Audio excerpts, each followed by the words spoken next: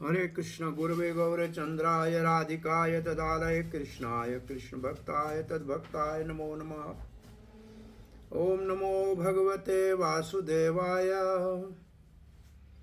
ओम नमो भगवते वासुदेवाय। ओम नमो भगवते वासुदेवाय। नारायणं नमस्कृत्यं नरं चैव नरोत्तमं देवीं सरस्वतीं व्यासं ततो जयं मुदीरयेत् नष्टप्रायेषु भद्रेषु नित्यं भागवत सेवया भगवती उत्तम श्लोकिर्भक्तिर्भवती नैष्टिकी कृष्णाय वासुदेवाय देवकी नंदनाय च नंदगोपकुमाराय गोविंदाय नमो नमः। जय श्री कृष्ण चैतन्य प्रभु नित्यानंद श्री अद्वैत गदाधर शिवासदि गौर भक्तवृंदा। हरे कृष्णा कृष्णा कृष्णा हरे हरे, हरे राम राम राम हरे हरे। प्रिय श्री श्री जगन्नाथ बलदेव सुभद्रा महारानी सुदर्शन चक्र के शरण में श्रील प्रभुपाद के भीलवाड़ा के भक्तगण, आज पंच तत्वों में जो अद्वैत आचार्य पंच तत्वात्मकम कृष्णम भक्त रूप स्वरूपम भक्त अवतारम, भक्त अवतार जो है भक्त अवतारम भक्त पंच तत्वात्मकम कृष्णम भक्त रूप स्वरूपकम भक्त अवतारम भक्ताख्यम नमामि भक्त शक्तिकम। इसको कहते हैं भगवान श्री चैतन्य महाप्रभु या कृष्ण 5 रूपों में। पहला पंच तत्वात्म कृष्णम भक्त रूप है भगवान श्री चैतन्य महाप्रभु, भक्त स्वरूप है नित्यानंद प्रभु, भक्ताख्यम जो तीसरा है पंच तत्वात्मम कृष्णम भक्त रूप स्वरूप भक्त अवतारम है अद्वैताचार्य। भक्ताख्यम जिसको भक्त कहा जाता है वो है श्रीवास ठाकुर, और भक्त शक्ति कम भगवान की शक्ति जो है वो है गदाधर पंडित। तो आज अद्वैत आचार्य जो 5 तत्वों में तीनों विष्णु तत्व है, भगवान चैतन्य महाप्रभु बीच में है, उनके सीधे हाथ की तरफ नित्यानंद प्रभु है जो भक्त स्वरूप है, और उनके भी राइट साइड पे अद्वैत आचार्य है जो भक्त जो है भक्त अवतार है। ये तीनों विष्णु तत्व हैं, इसलिए विष्णु तत्व भगवान की राइट साइड में है। और फिर भक्त शक्ति कम जो भगवान की शक्ति है वो है गदाधर पंडित, वो लेफ्ट साइड में है। और फिर जो भक्त आख्याम भक्त भी जीव शक्ति है, नारद का जो है अवतार है वो है श्रीवास, वो भी लेफ्ट साइड में है। शक्ति भगवान की लेफ्ट साइड में होती है, जैसे राधा रानी कृष्ण की लेफ्ट साइड में हो, या सीताराम जी की लेफ्ट साइड में हो, या लक्ष्मी नारायण की लेफ्ट साइड में हो। शक्ति हमेशा लेफ्ट साइड में होती है। तो जीव भी शक्ति है और वो तटित शक्ति है, और राधा रानी अंतरंग शक्ति है। ये सब राइट साइड में होंगी। इसी को श्रील प्रभुपाद ने कहा था, जब हम किसी देवता को प्रणाम करते हैं, चाहे वो दुर्गा हो, चाहे जो है गणेश हो, तो उसको प्रणाम सीधे हाथ की तरफ से करते हैं, और भगवान के विष्णु तत्व को प्रणाम उल्टे हाथ की तरफ से करते हैं, लेफ्ट साइड से करते हैं। और करेला पड़ा ले जाना। अरे करेले को बंद करो। हरे कृष्णा हरे कृष्णा। सो ये अद्वैत आचार्य की तत्व के ऊपर चर्चा करेंगे। आज हमारा नेम से जो श्रीमद् भागवत महापुराण के 3 स्कंद के 26वें अध्याय में जो देवहूति माता जी अब प्रश्न पूछने जा रही है, उसमें ये भौतिक जगत जो है ये कैसे बना हुआ है इसके विषय में प्रश्न है। तो ये हम पढ़ते हैं। देवहूति वाच, देवहूति माता के ये वचन है। ये देवहूति माता प्रश्न पूछ रही है। जो खपे ले जा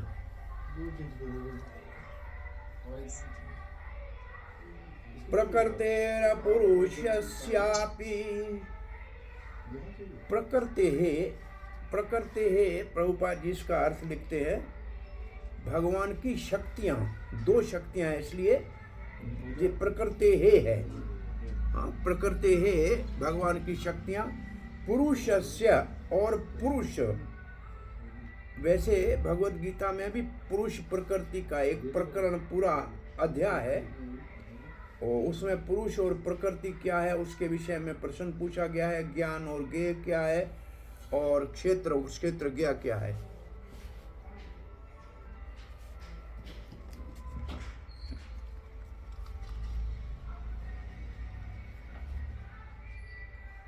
तो यहाँ पुरुष का मतलब है, वैसे पुरुष दोनों को कहते हैं, जीव को भी पुरुष कहते हैं क्योंकि वो संसार में प्रकृति का भोक्ता है और भगवान तो वास्तविक पुरुष है जो सबका भोक्ता है। लक्षणम मतलब उनको कैसे पहचाने जाए, उनके लक्षण क्या है। पुरुषोत्तम यहाँ जो है सीधा भगवान को संबोधन है जिससे प्रश्न पूछा जा रहा है। ब्रोही बताइए, हमको बताइए इसके विषय में कृपा करके। कारणयोर अस्य मतलब कारण है इसका, इस जगत का, इस सृष्टि का जो कारण है। तो इस सृष्टि का कारण कौन है? पुरुष प्रकृति दोनों है। सद असत्य यत आत्मकम, सत्य और असत, इसका प्रभुपाद ने यह अर्थ लिखा है प्रकट और अप्रकट, प्रकट और अप्रकट। और आत्मकन मीन्स जिसकी ये बना हुआ है, ये जगत जिसका बना हुआ है उसके प्रकट और अप्रकट रूप के विषय में आप हमें बताइए। तो ये श्लोक 9 से लेकर और ये 9 श्लोक से लेकर 49 श्लोक तक, इनमें प्रधान किसको कहते हैं, उसके कौन से गुण हैं, काल क्या है और कौन से दूसरे जो है तत्व हैं, इसके ऊपर चर्चा की है। तो यहाँ प्रधान, काल और अन्य प्रकृति के तत्व, उसके ऊपर वर्णन किया गया है।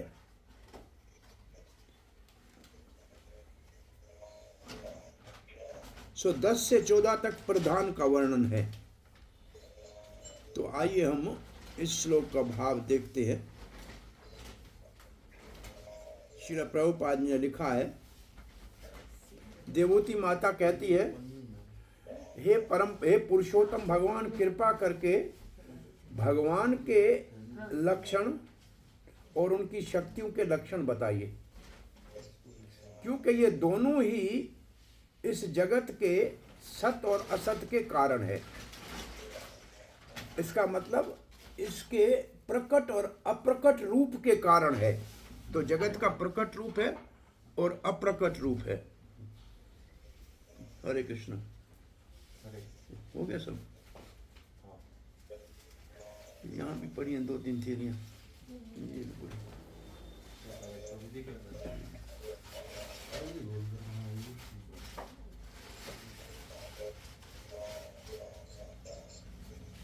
और सत असत का चक्रवर्ती पाद अर्थ लिखते हैं, स्थूल और सूक्ष्म कारण, इस जगत के स्थूल और सूक्ष्म कारण।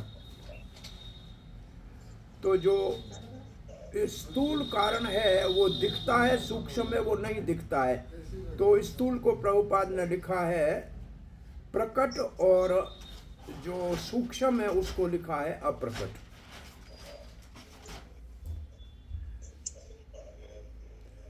तो प्रकृति पुरुष के लक्षणों का वर्णन यहाँ करना है। प्रभुपाद लिखते हैं, प्रकृति या भौतिक जगत भगवान से 2 प्रकार से जुड़ा हुआ है।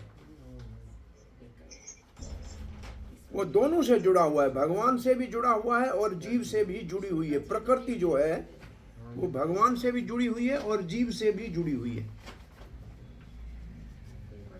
अब इसका प्रभुपाद जी उदाहरण देते हैं, जैसे स्त्री है वो पति से भी संबंधित है उसकी पत्नी के रूप में, और उनके बच्चों से भी संबंधित है माता के रूप में।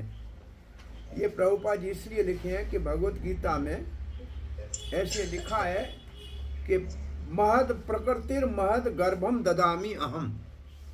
इस महान प्रकृति के गर्भ में मैं जीवों का बीज स्थापित करता हूँ। ये लिखा है। ये प्रकृति मेरी तो वहाँ लिखा है भगवान की प्रकृति जो है पत्नी की तरह है, जिसके गर्भ में वो जीव रूपी बीज को स्थापित करते हैं, और उससे जो है सब मूर्ति है संभवती। वहाँ शब्द है मूर्ति है संभवती, मतलब 84 लोग जूनियों का उसमें से प्रकट होता है। तो अब जीव और भौतिक जगत का तो संबंध बताया जा चुका है कि क्या है। अब ये समझना है कि भौतिक जगत और भगवान के बीच में क्या संबंध है। ये देवती माता जी पूछना चाह रही। ठीक है, हरे कृष्णा। कृष्णा तो आई, ठीक है। और कोई अंदर शहर है को नहीं? एक उसका है, उसको दे दो, एक मेरा है। धर्म तो एक मेरा।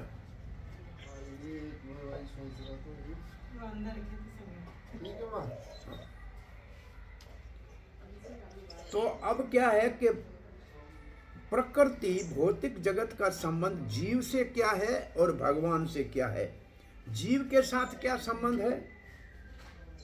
ये तो जीव को सारा स्थूल और सूक्ष्म शरीर प्रकृति देती है।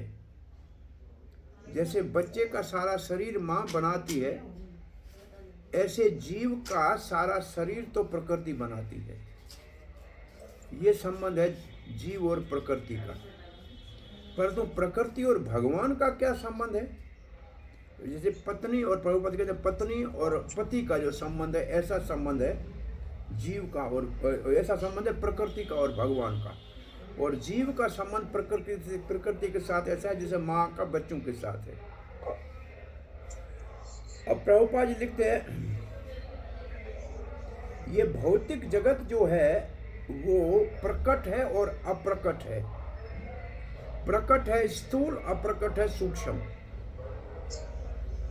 अब जो अप्रकट जगत है, ये प्रकृति का जो अप्रकट रूप है या सूक्ष्म रूप है, उसको कहते हैं महत तत्व। और उस महत तत्व से ये प्रकट सृष्टि या स्थूल सृष्टि प्रकट होती है या जाहिर होती है। तो महत तत्व से स्थूल या प्रकट जगत प्रकट होता है।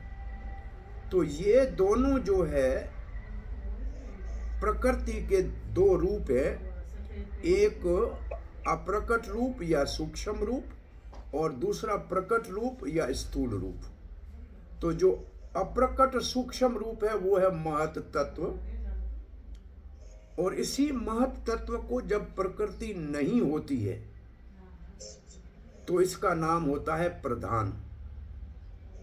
और जब सृष्टि करना शुरू होता है उस समय इसी प्रधान को महत तत्व कहते हैं। इसको ऐसे समझें कि जब सामान घर का स्टोर में रखा है, काम नहीं है भाई, केवल उत्सव के समय ये सामान काम आता है, तो उस सामान को वो जब इसका मतलब जब सृष्टि नहीं होती है और सारा प्रकृति सूक्ष्म रूप में जो है भगवान में पड़ी होती है तो उसका नाम होता है प्रधान। जब सृष्टि करने का समय होता है तब उसको बाहर निकाल के रखा जाता है तो उसका नाम हो जाता है महत तत्व। अब प्रभुपाद जी लिखते हैं वैदिक साहित्य में ये लिखा हुआ है कि भगवान इस महत तत्व जो प्रकृति का रूप है, इसके अंदर जीवों का गर्भाधान करते हैं।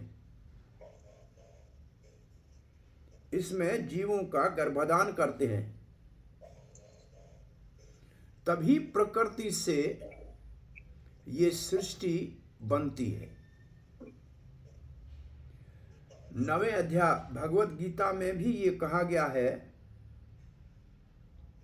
भगवान की दृष्टि उसको कहा है अध्यक्षता। मयाध्यक्षेण प्रकृति सूयते चराचरम। मयाध्यक्षण का मतलब मेरी, अध्यक्ष कहते हैं अधि अक्ष, आंख के नीचे, अक्ष कहते हैं आंख, अधि कहते हैं उसके नीचे। मेरी आंख के नीचे, इसको मतलब मेरी नजर से, इसको प्रभुपाद लिखते हैं अध्यक्ष का मतलब भगवान के निर्देश में, इसका मतलब भगवान की इच्छा से, भगवान की दृष्टिपात से क्या होता है, ये सारा भौतिक जो है, ये भौतिक सृष्टि सब उसके ही निर्देश में, उसकी इच्छा से, उसके दृष्टिपात से काम करती है। ऐसा नहीं है कि ये जड़ प्रकृति अपने आप काम करती है,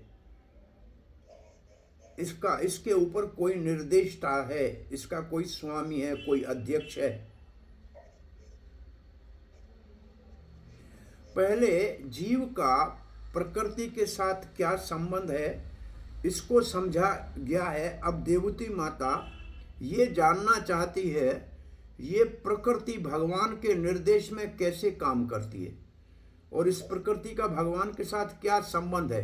दूसरे शब्दों में माता देवहूति ये जानना चाह रही है भगवान के क्या लक्षण है प्रकृति के संबंध में, इन दोनों का आपस में क्या संबंध है।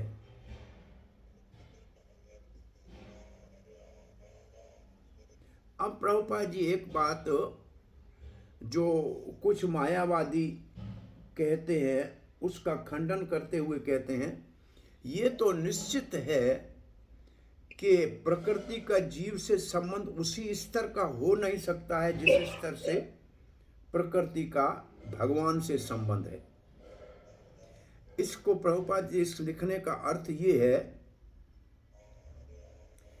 कि ये कुछ मायावादी जो है, जो भगवान के अवतार को माया का शरीर कहते हैं, उनका ये मानना है कि जब जीव माया के प्रभाव में हो, जब ब्रह्म या भगवान माया के प्रभाव में होता है तो बद्धजीव जैसे दिखता है और माया का प्रभाव उससे खत्म हो जाए तो वापस वो ब्रह्म या भगवान बन जाता है। इसका मतलब जीव को माया भ्रमित करती है। तो प्रभुपाद जी लिखते हैं अगर जीव माया से भ्रमित होता है ये तो ठीक है, लेकिन भगवान कैसे माया से भ्रमित हो सकता है, भगवान तो माया से ऊपर है। तो ये भगवान माया से भ्रमित हो, ये जो मायावादियों का दर्शन है वो यहाँ उचित नहीं लग रहा है, वो ठीक नहीं है, क्योंकि भगवान माया से भ्रमित नहीं हो सकते, कभी भी भ्रमित नहीं हो सकते। यही तो जो हम साकारवादी हैं और जो निराकारवादी हैं उनमें अंतर है। हम जो सविशेषवादी हैं और जो मायावादी निर्विशेषवादी हैं उनमें अंतर है। हम ये मानते हैं कि भगवान कभी भी माया के भ्रम में नहीं पड़ सकता,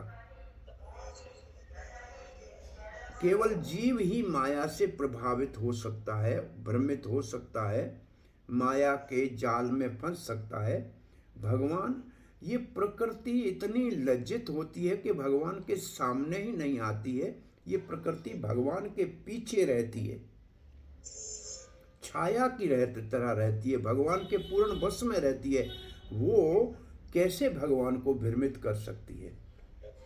देवहूति इतनी कम बुद्धि वाली नहीं है, इतनी मूर्ख नहीं है, उसके पास इतना बुद्धि निश्चित रूप से है कि वो समझती है कि जीव भगवान के स्तर का नहीं हो सकता। अगर भगवान के स्तर का होता तो फिर कपिल देव से क्यों ये सब पूछती, वो भी तो जीव है, लेकिन कपिल देव तो भगवान के अवतार हैं, उससे ये प्रश्न पूछ रही है। अब प्रभुपाद कहते हैं क्योंकि जीव जो है वो बेचारा छोटा सा एक अंश है, इसलिए माया से भ्रमित हो जाता है। परंतु भगवान ऐसे माया से भ्रमित नहीं हो सकता, बद्ध नहीं हो सकता। अंतर ये है कि जीव माया के प्रभाव में आ सकता है, लेकिन भगवान माया का स्वामी है, इसलिए स्वामी के ऊपर माया प्रभाव नहीं डालती।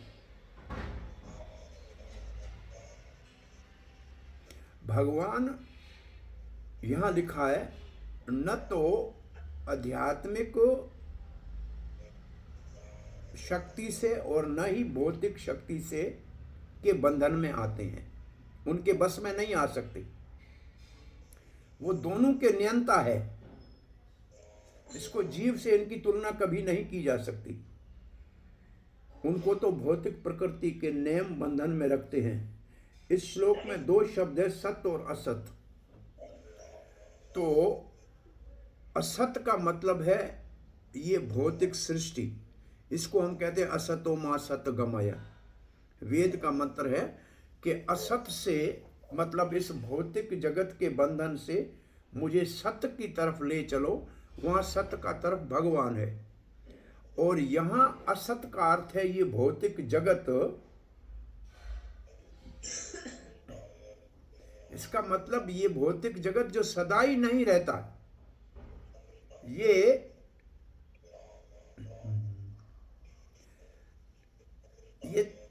अस्थाई है, प्रकट और अप्रकट होता है। ये तो ठीक है, जगत कहां से आता है? आता है भगवान के भौतिक शक्ति से, और वो जो भगवान की भौतिक शक्ति है वो सत्य है।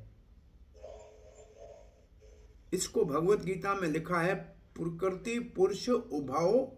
उभव का मतलब दोनों नित्य, वो सदा रहने वाले हैं। ऐसा नहीं है प्रकृति सदा नहीं रहती है, सदा रहती है, कभी प्रकट रहती है, कभी अप्रकट रहती है। इसका मतलब कभी स्थूल रूप में दिखती है और कभी सूक्ष्म रूप में नहीं दिखती है, लेकिन प्रकृति रहती सदा है। और इसका तुलना की गई है माता पिता से।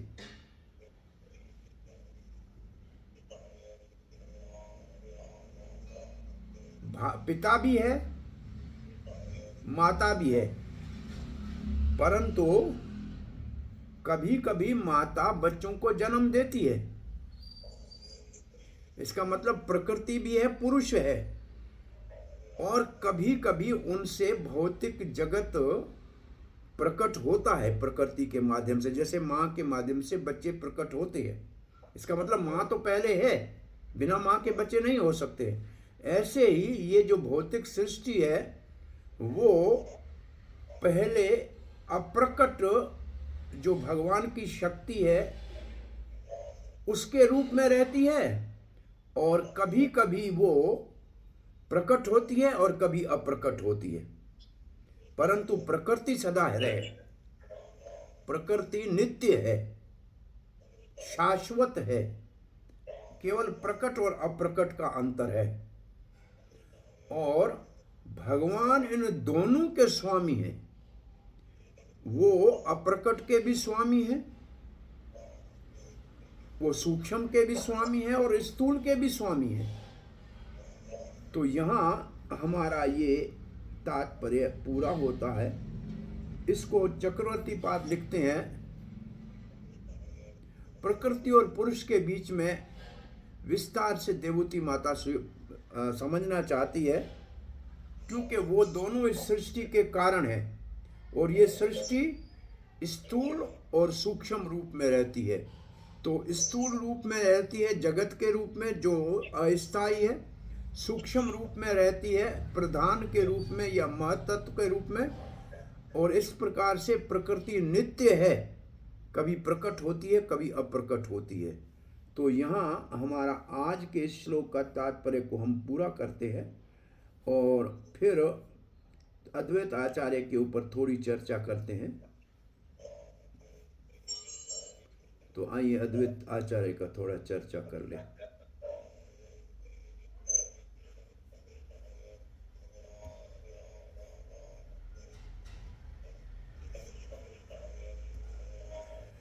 वंदे तम श्रीमद अद्वैताचार्यम् अद्भुत चेष्टितम् यस्य प्रसादादज्ञोऽपि तत्स्वरूपं निरूप्येत्। वंदे हम प्रणाम करते हैं किसको? तम श्री मद अद्वैत आचार्यम, उस अद्वैत आचार्य को हम प्रणाम करते हैं। अद्भुत चेष्टाम, जिनकी अद्भुत चेष्टा है। वो अद्भुत चेष्टा क्या है कि गंगा जल और तुलसी को लेकर भगवान श्री चैतन्य महाप्रभु के प्रकट्य के लिए आह्वान किया। ये उनका अद्भुत चेष्टा है कि भगवान चैतन्य महाप्रभु को धरती के ऊपर अवतार लेने के लिए उन्होंने हुंकार भरी। ये है उनकी अद्भुत चेष्टा। यस्य प्रसादात, उस अद्वैत आचार्य की कृपा से, अज्ञोऽपि, कोई अनजान हो, अज्ञानी हो, बालक हो, तत्स्वरूपम, तत् कहते हैं भगवान को, तत् त्वम असि, जो भगवान है वो हम है। इसका मतलब हम भगवान के ही अंश हैं, हम भी चेतन हैं, भगवान भी चेतन है। तो तत् पदार्थ कहते हैं भगवान को। स्वरूप मतलब उसका स्वरूप, निरूप्यते, निरूप्येत मतलब उसका निरूपण कर सकता है। बालक भी भगवान के स्वरूप का निरूपण कर सकता है अद्वैत आचार्य की कृपा से। जय जय श्री चैतन्य, जय नित्यानंदा, जय अद्वैत चंद्र, जय गौर भक्त वृंदा। भगवान श्री चैतन्य महाप्रभु और नित्यानंद की जय हो, अद्वैत आचार्य की जय हो, गौर भक्त वृंद की जय हो। ये कह के फिर चैतन्य चरितामृत का पाठ शुरू किया जाता है। महाविष्णु, अच्छा ये पहले ऐसे लिखा है, पंच श्लोक कैला श्री नित्यानंद तत्व। 5 श्लोकों में नित्यानंद का जो तत्व था वो इससे पहले बताया गया। श्लोक द्वि कही, अब 2 श्लोकों का अद्वैत आचार्य महत्व, अद्वैत आचार्य का महत्व बताया जा रहा है। तो उसमें पहला श्लोक ये, महाविष्णु जगत कर्ता। महाविष्णु का मतलब जो कारण सागर में सोने वाला विष्णु है, उसको महाविष्णु कहते हैं। जिसके रोम कोपों से ब्रह्मांड निकलते हैं और एक सांस लेने से बाहर सांस निकालते हैं तो सृष्टि ब्रह्मांड निकलते हैं, और सांस अंदर लेते हैं तो सारे ब्रह्मांड उसमें वापस अंदर चले जाते हैं। तो इसको कहते हैं महाविष्णु या कारण दक्षाई विष्णु। मायया यह सृजते अधा, मायया का मतलब उसके रोम कोपों से ये प्रकृति के सारे ब्रह्मांड निकलते हैं। सृजते का मतलब उसकी सृष्टि करता है, और अधः मतलब इस जगत का, अधतस्य अवतार एवायम, तस्य अवतार एवायम, उसका अवतार है ये, एव अयम, ये उसका अवतार है। कौन? निश्चित रूप से अयम कौन? अद्वैताचार्य ईश्वर। अद्वैत आचार्य जो स्वामी है, ईश्वर है, वो महाविष्णु का अवतार है। कौन महाविष्णु? कौन से महाविष्णु?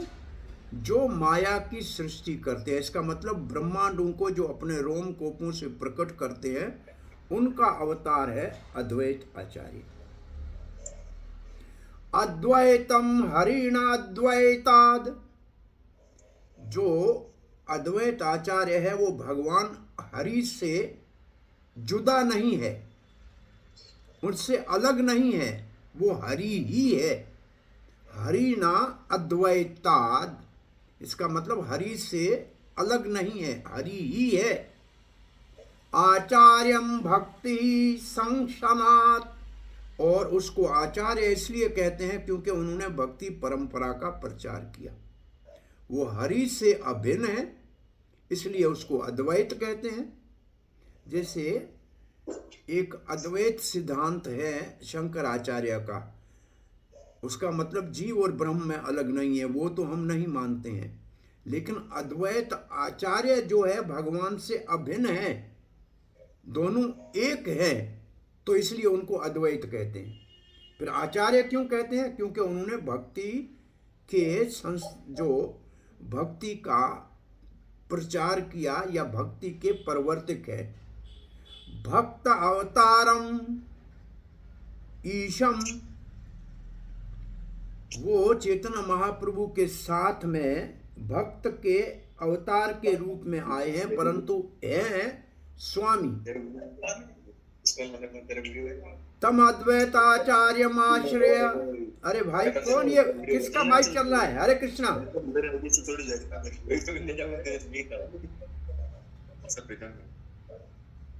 ये जूम की क्लास का यही परेशानी है कि लोग अपने काम करते रहते हैं।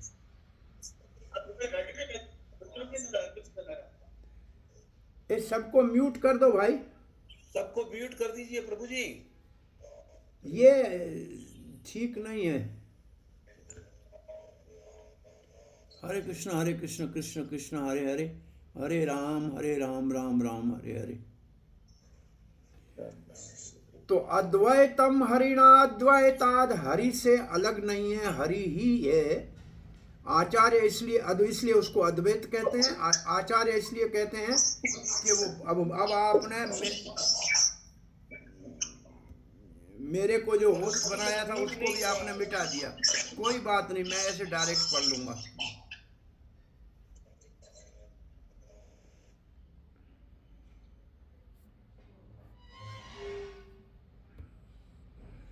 हाँ, अद्वैत हरिणा आचार्य इसलिए कहते हैं उसको अद्वैत आचार्य इसलिए कहते हैं, उन्हें भक्ति का प्रवर्तक है।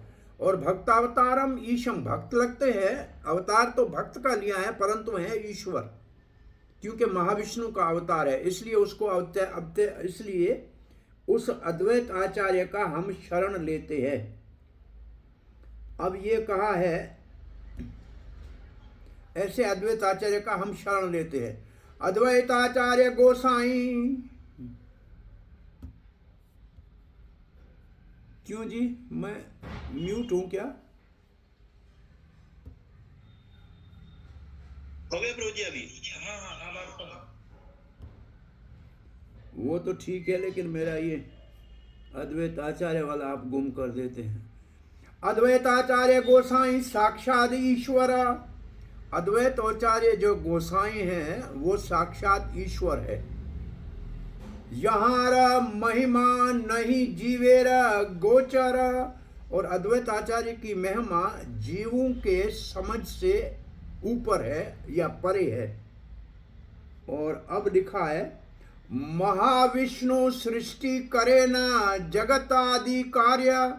महाविष्णु जो है जो कारण सागर में सोने वाले विष्णु है, वो जगत के आदि कारण है। वो सृष्टि या जगत के आदि कारण है, इसका मतलब सारे ब्रह्मांड उससे निकलते हैं। तहारा अवतार साक्षात अद्वैताचार्य, उस कारण दक्षाई विष्णु के अवतार है साक्षात अद्वैत आचार्य, इसलिए इनको सदाशिव कहते हैं। काम क्या करते हैं? भगवान प्रकृति को हाथ नहीं लगाते, केवल दृष्टि डालते हैं। वो जो दृष्टि है जो प्रकृति के ऊपर पड़ती है, वो दृष्टि का ही अवतार है अद्वैत आचार्य। और इसको सदाशिव इसलिए कहते हैं क्योंकि प्रकृति को छूने का कार्य अद्वैत आचार्य करते हैं, महाविष्णु नहीं करते। ये पुरुष सृष्टि स्थिति करे न माया, अनंत ब्रह्मांडे सृष्टि करे न लीलया। ये पुरुष, इसका मतलब महाविष्णु कारण दक्षाई विष्णु, सृष्टि स्थिति करे न, इस सृष्टि का सृष्टि करता है और उसका पालन भी करता है। किससे करता है? माया से करता है।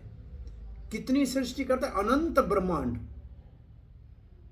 अनंत कोटि ब्रह्मांड कहते हैं। कोटि मतलब करोड़, अनंत कोटि सृष्टि करे न लीला, ये उनकी सृष्टि लीला है। अनंत कोटि ब्रह्मांडों की सृष्टि जो अद्वैत आचार्य अपनी माया शक्ति या बहिरंग सृष्टि से करते हैं, वो कारण दक्षाई विष्णु है। इच्छा अनंत मूर्ति करे न प्रकाश, इच्छा या अपनी इच्छा से अनंत मूर्ति करे न प्रकाश, और एक एक मूर्ति करे न ब्रह्मांडे प्रवेश। अब वो महाविष्णु अपने से उतने और दूसरे विष्णु बनाते हैं जो हर एक ब्रह्मांड में प्रवेश करते हैं। भगवान की इच्छा से अपने आप को अनंत रूपों में प्रकाशित करते हैं जो हर एक ब्रह्मांड में प्रवेश करते हैं। इसका मतलब जितने ब्रह्मांड उतने विष्णु के रूप उसमें प्रवेश करते हैं। अब देखा जाए विष्णु कौन सा प्रवेश करता है ब्रह्मांड में? गर्भोदक्षाई विष्णु हर एक ब्रह्मांड में प्रवेश करता है। वो ब्रह्मांड की आत्मा है, सारी प्रकृति की आत्मा कारणोदक्षाई विष्णु है, एक ब्रह्मांड की आत्मा गर्भोदक्षाई विष्णु है। से पुरुषेर अंश, उस पुरुष का मतलब कारणोदक्षाई विष्णु का अंश, एक विस्तार, अद्वैत नहीं किछु भेद, उन दोनों में कोई अंतर नहीं है, उसी का एक अंश है। शरीर विशेष तारा, लेकिन अद्वैत आचार्य का जो शरीर है उससे अलग है, विशेष है। नहीं का विच्छेद, उससे अलग नहीं है लेकिन उससे देखने में भिन्न है, परंतु तत्व में भिन्न नहीं है। प्रभुपाद जी लिखते हैं अद्वैत आचार्य उस कारणोदक्षाई पुरुषों का अंश है, उससे अलग नहीं है। उन दोनों उसमें अंतर कोई नहीं है। वास्तव में अद्वैत आचार्य कारणोदक्षाई विष्णु का ही एक स्वरूप है, परंतु वो दूसरे रूप में है। तत्व एक ही है परंतु रूप अलग है। सहाय करे न तारा लाइया प्रधान, सहाय करे न मतलब उस कारणोदक्षाय विष्णु की सहायता करते हैं अद्वैत आचार्य। लाइया प्रधान, लाइया मतलब लाइया मतलब किसके साथ? प्रधान, जो भौतिक प्रकृति सृष्टि से पहले पड़ी होती है उसको क्या करते हैं? कोटि ब्रह्मांड करेना इच्छाय निर्माण, कोटि कोटि ब्रह्मांड की अपने ब्रह्मांडों की अपनी इच्छा से निर्माण करते हैं। इसका मतलब है कारणोदक्षाई विष्णु को उन सारे ब्रह्मांडों के अंदर जो है कार्य करने के लिए सहायता जो चाहिए वो उनके एक अवतार से होती है। उस अवतार को अद्वैत आचार्य कहते हैं। भगवान कारणोदक्षाय विष्णु की लीला में सहायक बनते हैं, जिसकी शक्ति से ये, इसका मतलब अद्वैत आचार्य बहुत से ब्रह्मांडों का निर्माण करते हैं। जगत मंगल अद्वैत, जगत का मंगल शुभ करते हैं अद्वैत। मंगल गुण धाम, अद्वैत आचार्य मंगल गुणों का धाम है। मंगल चरित्र सदा, उनका चरित्र सदा मंगलकारी है, शुभ है। मंगल यहाँ नाम, उनका नाम भी एक मंगल है अद्वैत आचार्य का। तो ये अद्वैत आचार्य के लिए मंगल शब्द के साथ सब शुभ गुणों के आधार है। अद्वैत आचार्य सबके लिए मंगलकारी है, इस जगत के लिए मंगलकारी है, उनके गुण, उनके कार्य, उनका नाम, ये सब ही मंगलकारी है। इसको श्रील प्रभुपाद लिखते हैं, अद्वैत आचार्य प्रभु महाविष्णु का अवतार हैं और वो आचार्य भी है क्योंकि शिक्षा देते हैं भक्ति की। उनके जितने भी कार्य हैं और जो भी और विष्णु के मंगल कार्य हैं वो सब विष्णु है, क्योंकि भगवान विष्णु है ही मंगलकारी। हम कहते हैं ना बाह्य अंतर, ये श्लोक हम पढ़ते हैं, बाह्य अंतर शुचि शुचि श्री विष्णु श्री विष्णु श्री विष्णु। अंदर बाहर से शुद्ध करने वाला भगवान है जिसका नाम ही मंगलकारी है। कौन सा मंत्र पढ़ते हैं जब वो शुद्धि करते हैं? बाह्यांतर, अभी आएगा तो रोज पूजा से पहले इसको पढ़ते हैं। बाह्यांतर शुचि शुचि शुचि। भगवान विष्णु का नाम लेने से अंदर और बाहर से सब कुछ मंगलकारी हो जाता है, शुद्ध हो जाता है। अपवित्रो वा पवित्रः, अपवित्रो वा पवित्रः, अपवित्रो वा पवित्रः। ये मंत्र अभी जबान पे नहीं आ रहा है।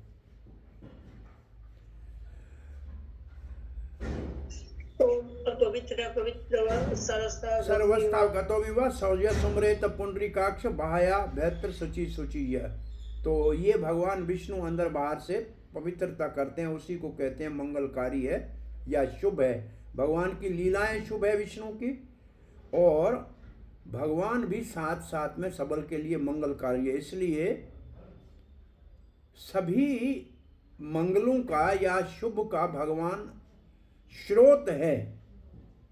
इसलिए जो भक्ति में आसक्त होते हैं और जो भगवान विष्णु की मानव समाज में सेवा करते हैं उनका जीवन मंगलकारी या शुभ होता है। और जो इस भौतिक जगत में उस भगवान जो मंगलकारी है उसको छोड़ देते हैं, उससे अपने आप को अलग कर लेते हैं और भक्ति शुद्ध के मार्ग के ऊपर चलने से इनकार कर देते हैं, जो जीव का नित्य स्वरूप है और कार्य है, ऐसे जीव जो मुक्ति के मार्ग को छोड़ देते हैं वो बद्ध जीव भक्ति से वंचित होते हैं। और इसका कारण है कि उनकी बुद्धि अल्प है। इसका मतलब जो विष्णु से नहीं जुड़ते हैं सेवा के माध्यम से वो अल्प बुद्धि वाले मूर्ख हैं, जो अपने स्वरूप को ही नहीं समझते हैं, जो भगवान की सेवा करके मुक्ति प्राप्त कर सकता है। अद्वैत आचार्य की शिक्षाओं में कहीं भी कर्म कांड का वर्णन नहीं है, फल की इच्छाओं के लिए काम करने का वर्णन नहीं है, और न ही ब्रह्म में लीन होने वाली निराकार सायुज्य मुक्ति का वर्णन है। अद्वैत आचार्य ने ये दोनों शिक्षाएं नहीं दी है। परंतु ऐसे कुछ लोग हैं जो भगवान की माया शक्ति से मोहित होकर अद्वैत आचार्य को विष्णु से अभिन्न है ये नहीं समझ सकते हैं। वो मात्र निराकार के ही उपासना करने के ऊपर विश्वास रखते हैं। अगर अद्वैत आचार्य ऐसे लोगों को दंडित करते हैं तो वो भी मंगलकारी या उनके लिए शुभ है। भगवान विष्णु और उसके कार्य सदा ही सबके लिए शुभ है, मंगलकारी है। सीधे प्रत्यक्ष या अप्रत्यक्ष रूप में उनका सौभाग्य करने वाले हैं, उनके लिए मंगलकारी हैं। दूसरे शब्दों में, भगवान चाहे किसी के ऊपर कृपा करे या किसी को दंडित करे, दोनों में ही भगवान के कार्य, क्योंकि परम सत्य के स्तर के ऊपर है तो दोनों ही लाभदायक है। जैसे भगवान किसी को मारते हैं तो उसको मुक्ति दे देते हैं, जो ज्ञानियों को मिलती है वो मुक्ति असुर को मिल जाती है जिसको भगवान मारते हैं। तो भगवान जैसे बगीचे में माली छटाई करे कटाई करे तो भी पौधे की भलाई के लिए ही करता है, खाद भी देता है और कटाई भी करता है, तो उसको सुंदर बनाने के लिए करता है। ऐसे भगवान के सारे कार्य सदा ही मंगलकारी हैं, शुभ हैं, क्योंकि भगवान में अशुभ होता ही नहीं है। कुछ लोगों का कहना है अद्वैत आचार्य का दूसरा नाम मंगल है।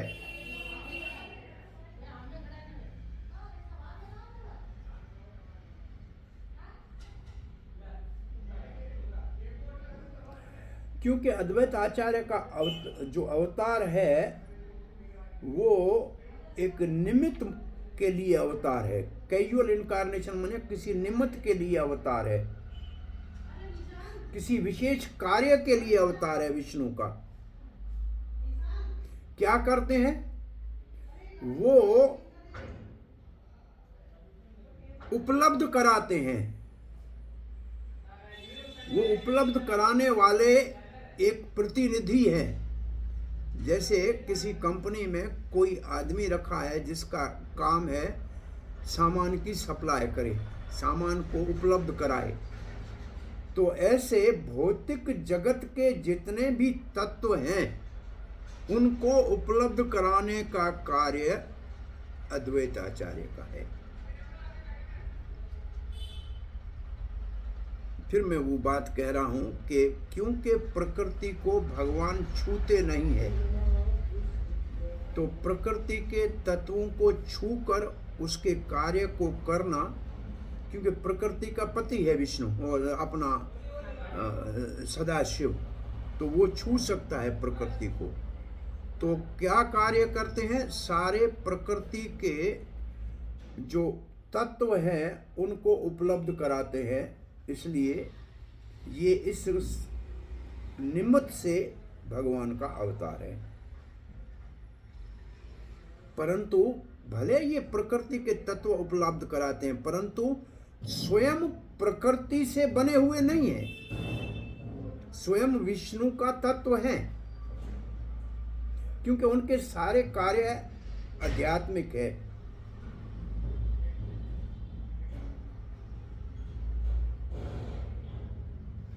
जो ऐसे अद्वैत आचार्य की महिमा गाएगा उसकी स्वयं महिमा बढ़ेगी। इसका मतलब जितना आप अपना श्रृंगार करेंगे उतना आईने में अच्छे दिखेंगे।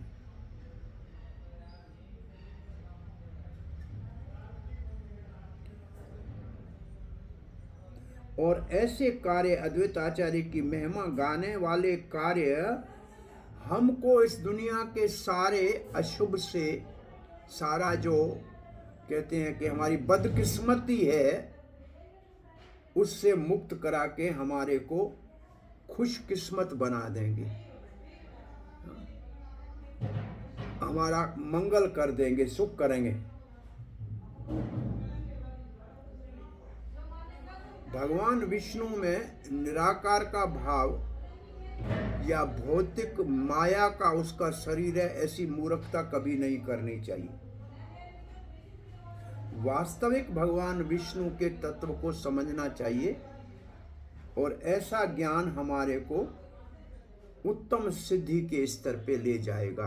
तो ये अद्वैत आचार्य का तत्व का वर्णन हो रहा है। कोटि अंश कोटि शक्ति कोटि अवतार, भगवान के करोड़े अंश हैं, करोड़े शक्ति हैं और करोड़े अवतार है। इसका मतलब जितने ब्रह्मांड है उतने भगवान के अंश उसमें प्रवेश करते हैं, उतनी प्रकृति भगवान की शक्ति उसमें होती है और उतने अवतार होते हैं। एते लया सृजे पुरुष सकल संसार। इन सब के द्वारा वो जो पुरुष अवतार है वो सारे सृष्टि का सर्जन करते हैं। महाविष्णु इस भौतिक जगत के जो कोटि ब्रह्मांडों की सृष्टि करते हैं, कैसे करते हैं? अपने कोटि अंशों से, कोटि शक्ति से और कोटि अवतारों से। अब ये 2 श्लोक पढ़ के कथा को विराम देते हैं, टाइम हो रहा है। माया यही छे दुई अंश, माया के 2 अंश हैं। निमित्त उपादान, एक निमित्त है जिसको कारण, और एक उपादान जो उसको प्रकट करता है। माया निमित्त हेतु उपादान, माया का जो निमित्त हेतु है, एक हेतु है निमित्त। उपादान, जो माया का जो निमित्त है वो एक हेतु है, और उपादान है प्रधान। मतलब सृष्टि होती है प्रधान से। उपादान का मतलब होता है जिससे कोई चीज उत्पन्न हो। इसको हम आपको ऐसे थोड़ी सरल भाषा में समझाएं कि एक होती है लकड़ी और एक होता है वो कारपेंटर, मतलब बड़ाई या लकड़ी का काम करने वाला कारीगर। तो लकड़ी है उस कार्य, माने ये टेबल जो बनी बड़ी, मेरे सामने टेबल बनी है, इस टेबल को बनाने वाला जो है वो निमित्त कारण है इसका, और ये टेबल जिस चीज से बनी है वो उसका उपादान कारण है। लकड़ी से बनी है, उससे उपादान का मतलब जिससे पैदा हुई, और जिसके द्वारा पैदा हुई, जिसने इसको टेबल का रूप दिया। तो ऐसे निमित्त जो है, माया जो है, जो प्रकृति है, भगवान की अंतरंग शक्ति जो है, जो भगवान के निर्देश में काम करती है, वो है निमित्त। और जिससे ये सृष्टि बनती है वो है प्रधान। पुरुष ईश्वर ऐछे, इस प्रकार से भगवान ईश्वर है। द्विमूर्ति है ये, उसके भी 2 ही रूप हैं, 2 मूर्ति है। विश्व सृष्टि करे निमित्त उपादान लैया। विश्व की जो सृष्टि का निमित्त भगवान है, परंतु वो भगवान की शक्ति के उपादान से उसकी सृष्टि होती है। तो निमित्त है भगवान, और सृष्टि का जो कारण है, उपादान, वो है प्रधान। अब ये यहाँ कुछ लिखा है, इसका बहुत लंबा तात्पर्य आज पढ़ नहीं पाएंगे। तो भगवान की बाहर अंग शक्ति के 2 भाग हैं, एक निमित्त कारण और एक उपादान कारण। जो माया है वो निमित्त कारण है और प्रधान है उपादान कारण। ऐसे ही भगवान विष्णु परम पुरुष भगवान है, उसके भी 2 रूप हैं। एक भौतिक जगत की सृष्टि करता है, वो इसी भौतिक जगत की सृष्टि करता है उसका निमित्त कारण और उपादान कारण के द्वारा। अब ये तात्पर्य हम नहीं पढ़ पाएंगे, तो अपन इसको यहाँ विराम देकर थोड़ा सा चर्चा करते हैं आज जो हमने अभी तक सत्संग किया उसके ऊपर। पहले हमने प्रकृति का भगवान से क्या संबंध है, देवहूति ने, माता ने पूछा है, उसके ऊपर चर्चा कर रहे थे।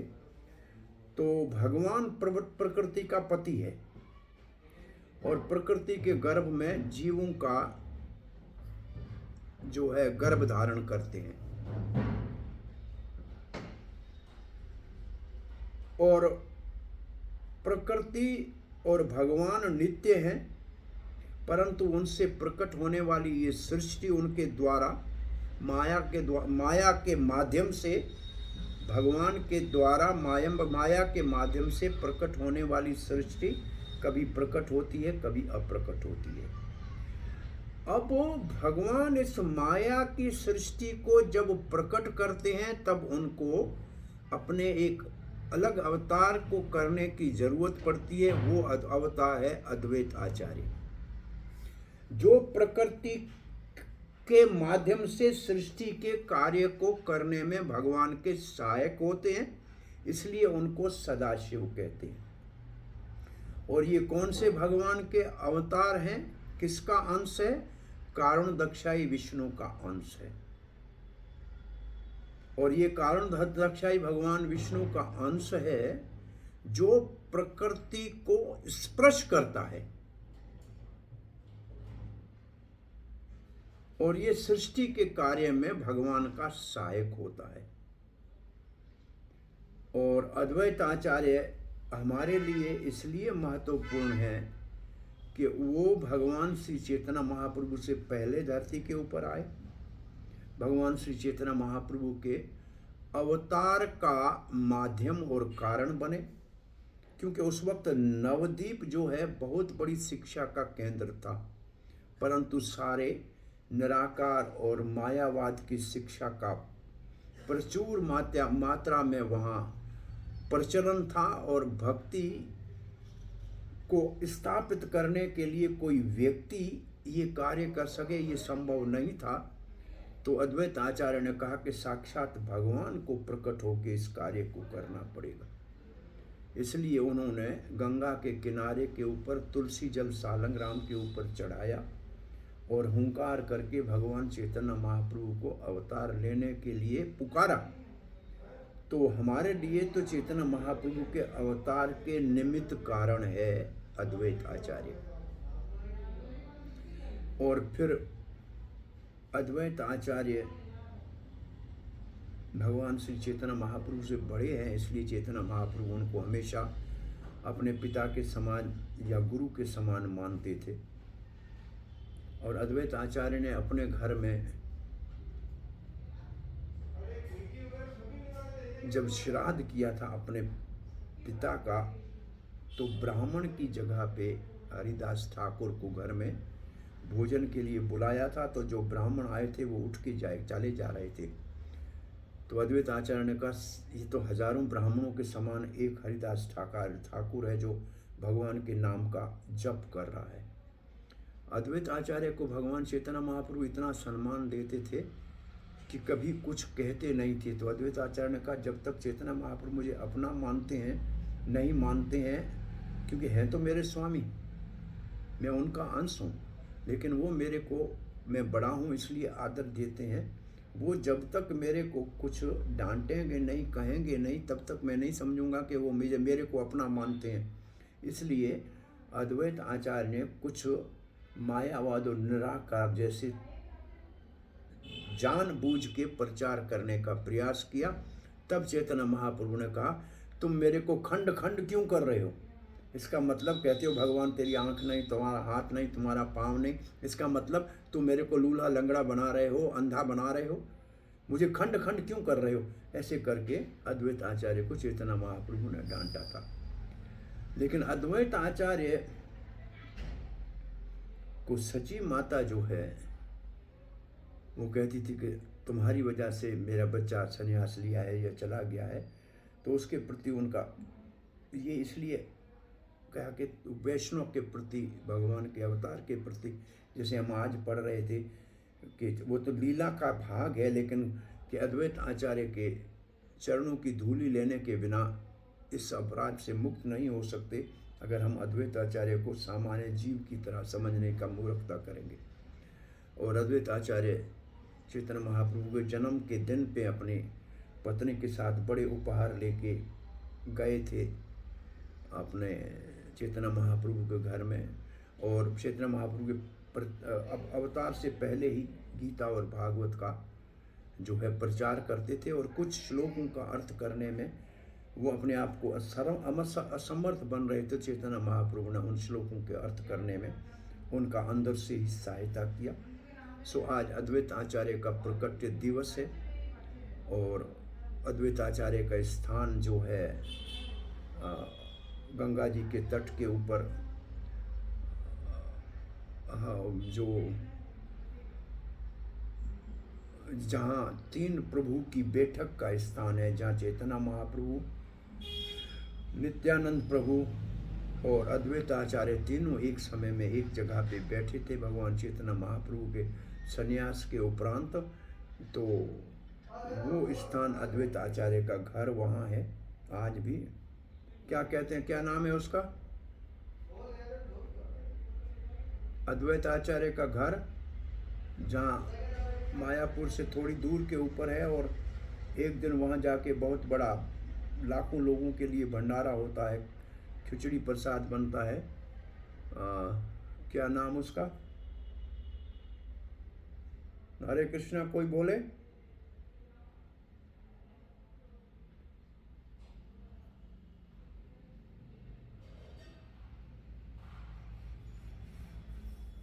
उस स्थान के ऊपर अब नाम आ जाएगा जबान पे। जब श्रील प्रभुपाद गृहस्थ आश्रम में थे तो हर महीने अद्वैत आचार्य के घर पे जाके हाँ, शांतिपुर में चैतन्य अपने अभय चरणार भक्ति वेदांत स्वामी जब तक स्वामी नहीं बने थे, गृहस्थ थे, तो हर महीने सुबह से शाम तक जाके अद्वैत आचार्य के सामने शांतिपुर में जप करते रहते थे। और ये उनका कई सालों से नेम बना था गृहस्थ आश्रम में। फिर पुजारी वहाँ का कहता है कि एक दिन सन्यासी के वेश में वहाँ आए श्रील प्रभुपाद। तो मैं देखा कि व्यक्ति तो वही है जो पहले आता था। मैं कभी तब पूछा कुछ नहीं, क्यों आते थे, बैठते थे, कीर्तन जप करते थे और हरे कृष्ण महामंत्र गाते थे, फिर दंडवत करते चले जाते थे शाम को। आज जब वो उनको मैंने गेड़ू वस्त्र में देखा, सन्यासी के रूप में देखा, और वो आंसू बहा रहे थे, रो रहे थे, प्रार्थना कर रहे थे, कीर्तन कर रहे थे, तो मेरे से रहा नहीं गया। मैंने पूछा, क्या आप वही हैं जो हर महीने सफ़ेद कपड़ों में गृहस्थ वेश में आया करते थे? तो प्रभुपाद ने कहा, जी हाँ, मैं वही हूँ, अभय चरणार भक्ति वेदांत स्वामी ने कहा। बोला, फिर आप अब रो क्यों रहे हैं? बोला, मैं रो इसलिए रहा हूँ कि मैं अपने गुरु के आदेश से पाश्चात्य देश में अंग्रेजी भाषा में प्रचार करने के लिए जाना चाह रहा हूँ। उनकी कृपा के बगैर, यहाँ तीन प्रभु की बैठक है, अद्वैत आचार्य की कृपा के बगैर, चैतन्य महाप्रभु उन्हीं के कारण अवतार लिया, उसी चैतन्य महाप्रभु की वाणी का प्रचार करने के लिए मैं अद्वैत आचार्य के चरणों में प्रार्थना करने के उनसे शक्ति को लेकर इस भौतिक जगत में प्रकाश करने के लिए जाना है। और बोला, वो फिर वहाँ से रात चले गए, शाम को मेरे को भी भूल गया। 2-3-4 सालों के बाद एक दिन शांतिपुर में हमारे मंदिर में कुछ विदेशी वैष्णव वेश में तिलक चोटी के साथ भक्त आया। तो मैं तो कभी शांतिपुर में विदेशी को देखा नहीं था, वहाँ तो सिर्फ बंगाल के भक्त आते थे प्राय, या कोई दूर से आते थे तो भारतीय भक्त थे। तो जब मैंने उनको देखा तो मैंने उनसे पूछा, मेरे को अंग्रेजी तो आती नहीं थी, मैंने कहा, आप कैसे आए इस वेश में, आप कैसे भक्त बन गए? तो उस समय उन्होंने, उनके हाथ में ये भागवत दर्शन बैक टू गॉड एड पत्रिका थी, उन्होंने उसको खोल के प्रभुपाद का फोटो दिखाए, कहा, ये my Guru my Guru my गुरु। ओ पंडित जी कहता है, मेरे आंखों से आंसू आ गए, जो यहाँ अद्वैत आचार्य की कृपा को प्राप्त करने के लिए आए थे और उसके बाद पानी में जाके जहाज़ में चढ़ के जलदूता में यहाँ से अमेरिका गए थे, उसका परिणाम आज मैंने देखा कि एक विदेशी, अब तो हज़ारों विदेशी आ रहे हैं, लेकिन एक विदेशी वैष्णव बन गया। ये है अद्वैत आचार्य की कृपा का प्रमाण। तो उसको बड़ा आश्चर्य लगा कि ये महाराज ने बड़ा अद्भुत कार्य अद्वैत आचार्य के इस प्रचार, भक्ति के प्रचार का बहुत एक अनोखा और अद्भुत उदाहरण स्थापित किया है। और वही प्रभुपाद जी रूप गोस्वामी की समाधि के सामने रोज रात को झाड़ू निकाल के रो के पुकारते थे कि मैं कैसे अपने गुरु की आज्ञा का पालन कर सकूंगा, कैसे मैं पाश्चात्य देश में प्रचार कर सकूंगा। अद्वैत आचार्य की रूप गोस्वामी की कृपा से श्रील प्रभुपाद ने इस इस्कान की स्थापना की। हम सब अद्वैत आचार्य की कृपा प्रभुपाद से प्राप्त करके अपने प्रचार में संलग्न होकर और सफलता प्राप्त कर सकते हैं। इन शब्दों के साथ आज की कथा को यहाँ विराम देते हैं। आपका कोई प्रश्न जिज्ञासा है तो पूछ सकते हैं।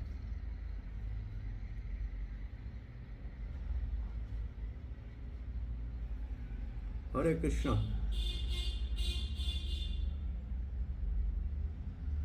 पूछिए गोपाल जी, क्या प्रश्न है आपका? गोपाल सिंह क्या हरे प्रश्न? कृष्णा प्रभु जी। आइए आइए, हाँ बोलिए। जी बोलिए। प्रभु जी, हमको माया से बचने के लिए हरिनाम के साथ और क्या करना चाहिए जिसका प्रभाव हमारे ऊपर नहीं पड़े? मेरे ख्याल में चैतन्य महाप्रभु ने पूछा है, गृहस्थों के लिए दो ही काम है, कृष्ण कीर्तन वैष्णव सेवन, शीघ्र पाए कृष्ण चरण। एक भगवान श्री कृष्ण का कीर्तन और दूसरा हरे कृष्णा। एक भगवान श्री कृष्ण का कीर्तन और सॉरी मैं म्यूट हो गया हूँ। एक भगवान श्री कृष्ण का कीर्तन चैतन्य महाप्रभु ने कहा, और दूसरा वैष्णव सेवन, शीघ्र पाए कृष्ण चरण। भगवान श्री कृष्ण का कीर्तन और वैष्णव का सेवन।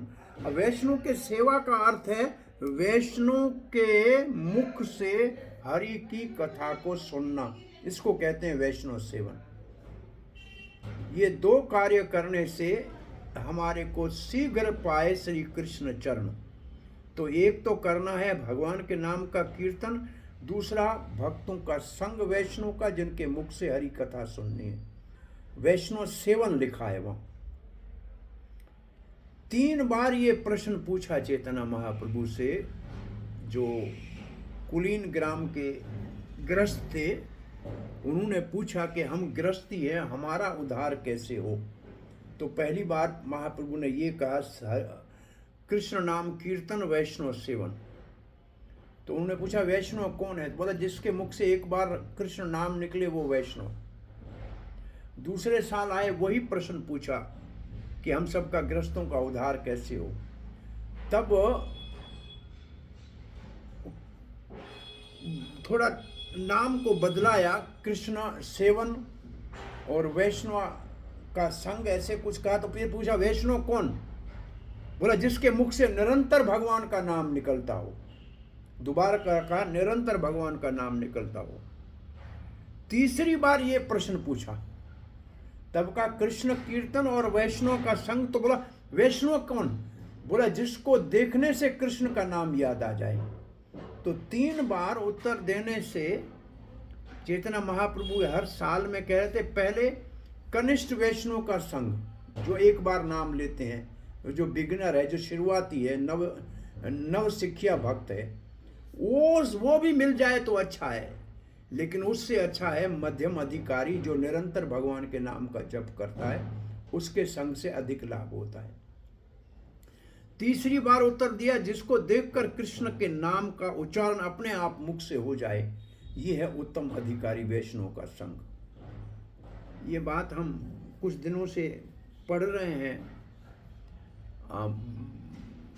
विश्वनाथ चक्रवर्ती ठाकुर के टीका में, कि हमारे संग भक्तों के 2 स्तर के होते हैं। ये हमने आपके यहाँ, जब पहले हम यहाँ थे कथा के समय, तब इस बात के ऊपर चर्चा की थी। उसी समय 25वें अध्याय में ये तात्पर्य आया था कि भक्तों के संग 2 स्तर के होते हैं। एक भक्तों का संग होता है जो हमको भजन क्रिया तक लाने में सहायता करता है। इसका मतलब दीक्षा लेने तक हमको पहुंचाने का प्रयास करता है।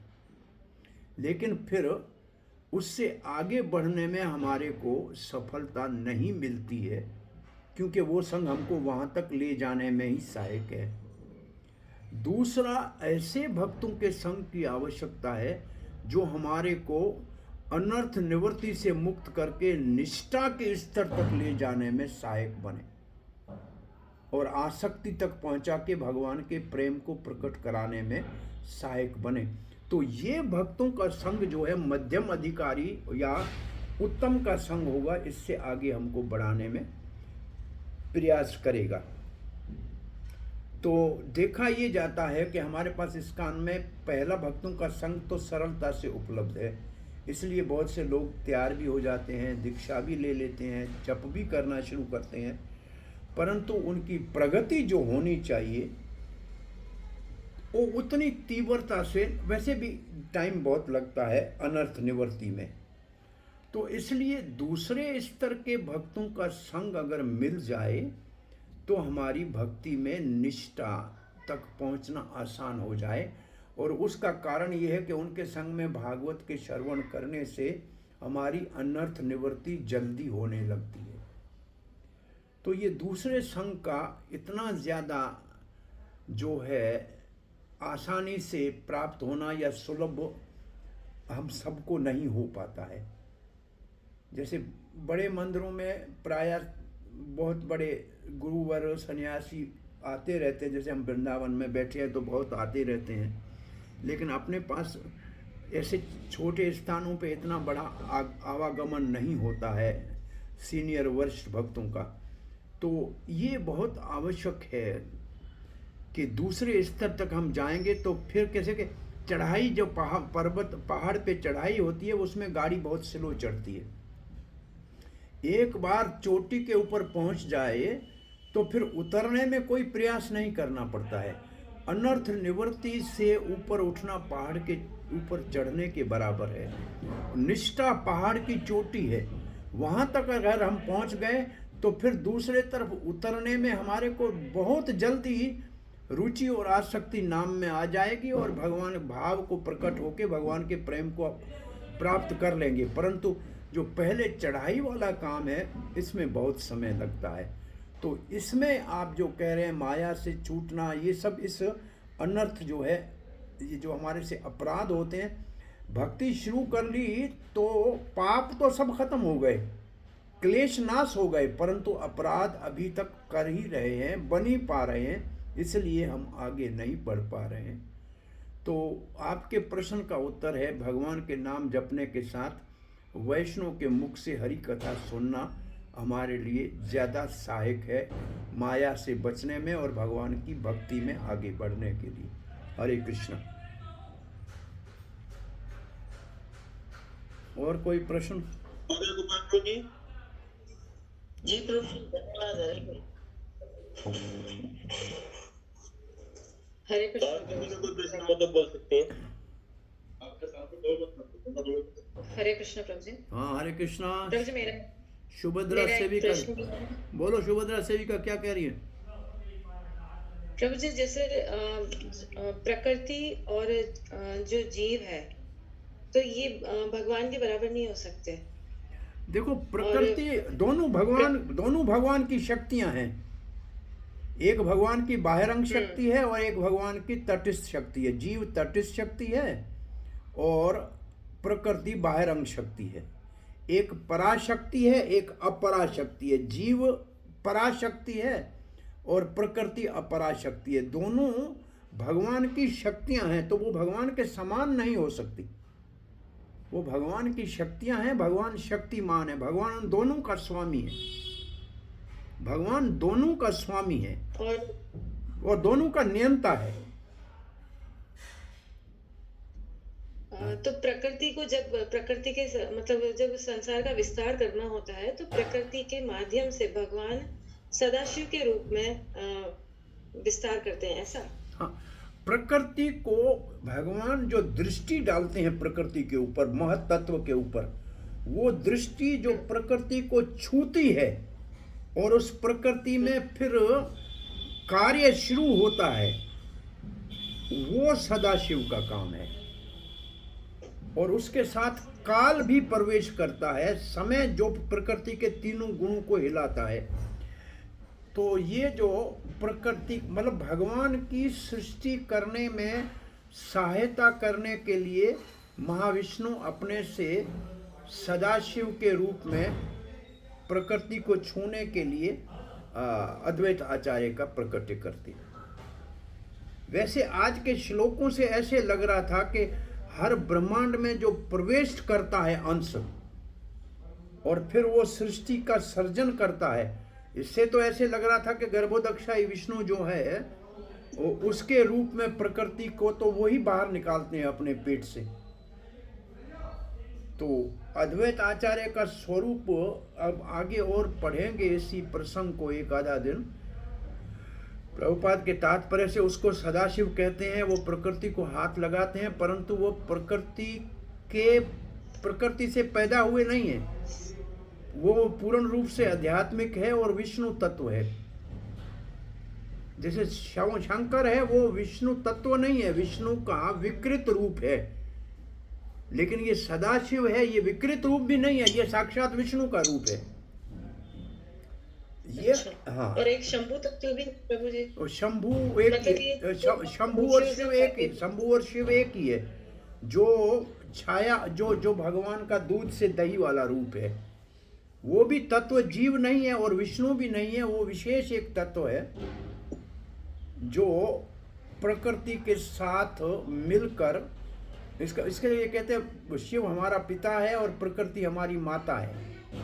प्रकृति हमको जन्म देती है और शंकर जी पिता के रूप में है।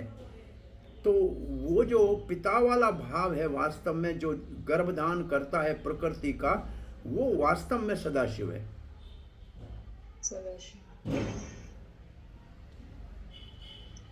प्रभु जी, मेरी रिक्वेस्ट है कि ये चीजों को थोड़ा और अच्छे से हमें अगली क्लासेस में जरूर ये सही अद्वैत आचार्य का एक दो दिन पढ़ेंगे, इसके ऊपर और चर्चा करेंगे। अद्वैत आचार्य का पूरा ये अध्याय पढ़ के इसका कंफ्यूजन रहता है इसमें हमेशा, तो एक दो क्लास होगी तो और अच्छे से सब ठीक है, क्लियर होगा। ठीक है, ठीक है। हरे कृष्ण। थैंक यू प्रभु जी, प्रणाम। हरे कृष्ण। हरे कृष्ण। और कोई प्रश्न है?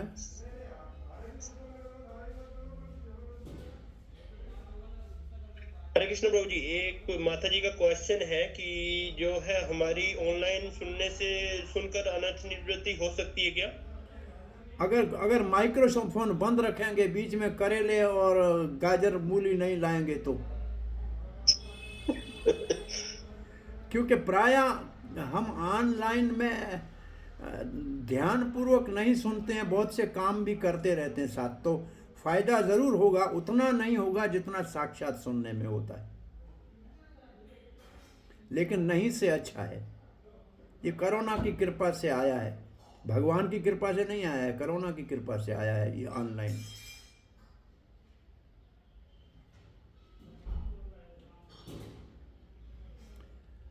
नहीं से अच्छा है।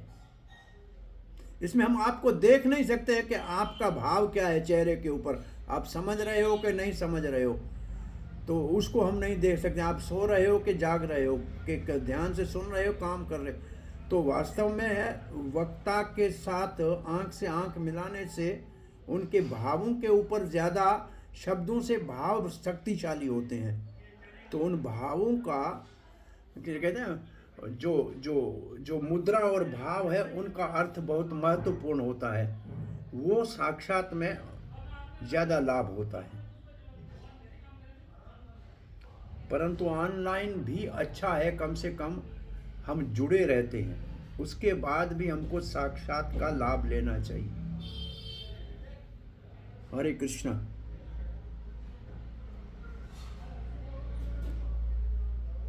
ठीक है, और किसी का कोई प्रश्न है तो पूछ सकते हैं।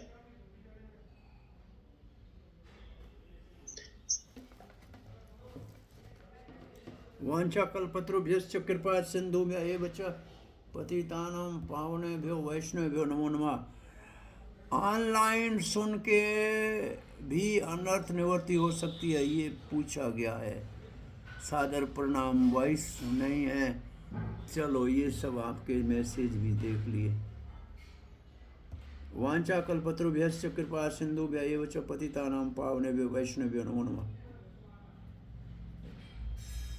अनंत को